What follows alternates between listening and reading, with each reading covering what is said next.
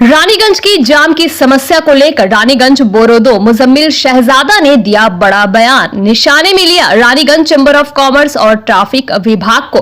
हम लोग सोच रहे हैं, यहाँ देखते हैं जितने भी दुकानदार है आपका चैम्बर ऑफ कॉमर्स के भी हैं और सिटीजन फोरम के भी, उन लोग भी दुकानदार हैं। उन लोग अपने दुकान के सामने किराया दिए हुए हैं, भाड़ा उठा रहे हैं और पार्किंग के हिसाब से मोटरसाइकिल एकदम रोड के ऊपर खड़ा कर दिया। मैंने कहा पहले आप अपने आप को सुधारिए, उसके बाद सबको अपने दुकान से बाइक हटाइए, पार्किंग सिस्टम खत्म कीजिए। क्यों बोलिएगा, पार्किंग तो रानीगंज में बहुत सारा है।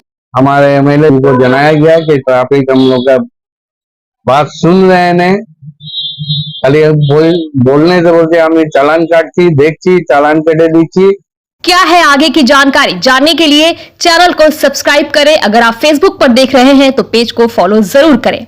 सन ऑफ बंगाल की तरफ से रानीगंज में ट्रैफिक जाम की समस्या को लेकर एक रिपोर्ट तैयार की गई थी। इस रिपोर्ट में दिखाया गया था कि किस तरह से इतवारी मोड़ से मंगलपुर जाने के रास्ते पर लोडिंग अनलोडिंग की वजह से जाम की स्थिति पैदा हो जाती है। इसे लेकर हमने रानीगंज बोरो चेयरमैन मुजम्मिल शहजादा से बात की तो उन्होंने कहा कि रानीगंज में ट्रैफिक जाम की समस्या काफी पुरानी है और आसनसोल नगर निगम इससे निपटने के लिए हर तरह का प्रयास कर रहा है। उन्होंने कहा कि दुकानों के बगल में फुटपाथ पर दुकानदार अवैध रूप से बैठ जाते हैं, जिससे जाम की समस्या उत्पन्न होती है। उन्होंने कहा कि न सिर्फ फुटपाथ पर दुकानदार अवैध रूप से बैठते हैं, बल्कि वो अपने मोटरसाइकिल यहां तक के 4 चक्का वाहन भी सड़क किनारे पार्क कर देते हैं, जिस वजह से जाम की समस्या उत्पन्न होती है। नगर निगम की तरफ से कई बार इस संदर्भ में लोगों को जागरूक किया गया है। उनसे कहा गया कि रानीगंज में जहां पर पार्किंग की व्यवस्था की गई है, दुकानदार अपनी गाड़ियां वहां पर लगाए।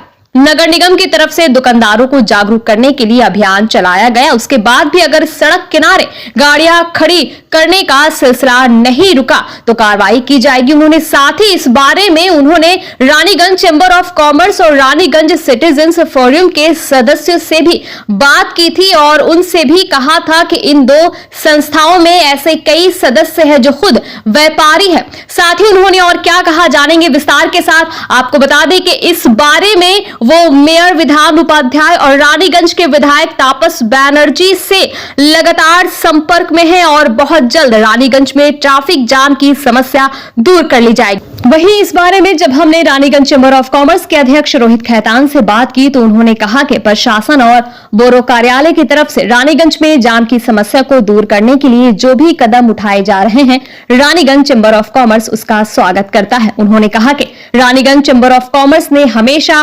प्रशासन के साथ सहयोग किया है और इस मामले में भी रानीगंज चैम्बर ऑफ कॉमर्स प्रशासन द्वारा उठाए जाने वाले हर कदम का समर्थन करेगा। साथ ही दूसरी तरफ जब हमारे संवाददाता ने जी हां रानीगंज सिटीजन्स फोरम के वर्किंग प्रेसिडेंट गौतम घटक से बात की तो उन्होंने कहा कि उनका संगठन रानीगंज को एक आधुनिक शहर बनाने के लिए हमेशा प्रयास करता रहा है। रानीगंज के लोगों की भलाई ही उनके संगठन का एकमात्र उद्देश्य है। इसलिए अगर उनके संगठन का कोई सदस्य भी पैसे लेकर अपने व्यापारिक प्रतिष्ठान के सामने के सड़क को किसी छोटे दुकानदार को किराए पर दे रहा है या पैसे लेकर पार्किंग करवा रहा है तो उस पर भी बोरो कार्यालय कानूनी कार्रवाई करे। इसमें रानीगंज सिटीजन्स फोरम को कोई आपत्ति नहीं है। इनमें जाम का समस्या है, दुकानदारों का जो इलीगल सब फुटपाथ में बैठ गए हैं, ये सब के लिए हम लोग का 2 महीना से मीटिंग चल रही है। प्रशासन हम लोग बैठ रहे हैं, हमारे आईसी साहब, ट्रैफिक ऑफिसर, हमारे कारपोरेशन का सेक्रेटरी साहब, हमारा एई, हम लोग मीटिंग किए हैं। इसका बहुत जल्द रास्ता निकाला जाएगा। जो भी टोटो बाहर से आ रही है उसका भी व्यवस्था किया जाएगा। रानीगंज में जो टोटो है सबका रजिस्ट्रेशन होगा और रूट बनाया जाएगा, रूट दिया जाएगा। ये सब प्रोसेस हमारा हो रहा है। आरटीओ के साथ हमारे सेक्रेटरी साहब, आईसी रानीगंज आईसी साहब और ट्रैफिक ऑफिसर, ये बहुत जल्द हम लोग एक रूट का मैप बना रहे हैं, उस हिसाब से टोटो का चलेगा।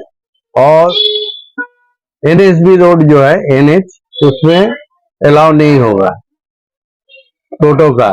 इमरजेंसी अगर कोई हॉस्पिटल जा रहा है उसके लिए व्यवस्था किया जाएगा, उसका आने जाने का कोई व्यवस्था हम लोग कर रहे हैं, सोच रहे हैं।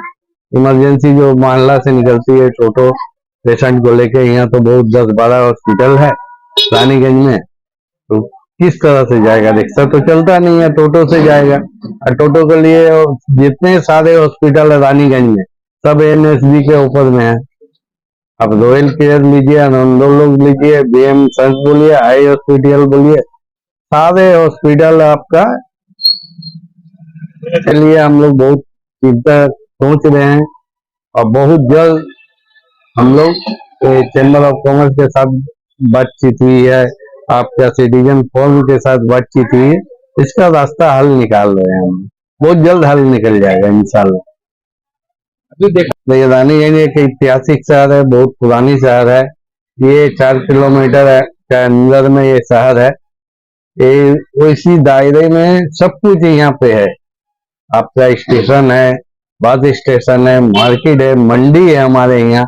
और ट्रैफिक का जो बड़ी गाड़ी आ रही है, ट्रैफिक ऑफिसर को बार बार बोला गया है, उसके ऊपर एक्शन लिया गया है, बहुत सारे चालान। ये भी समस्या बहुत जल्द ठीक हो जाएगा, दोनों एक साथ होएगा।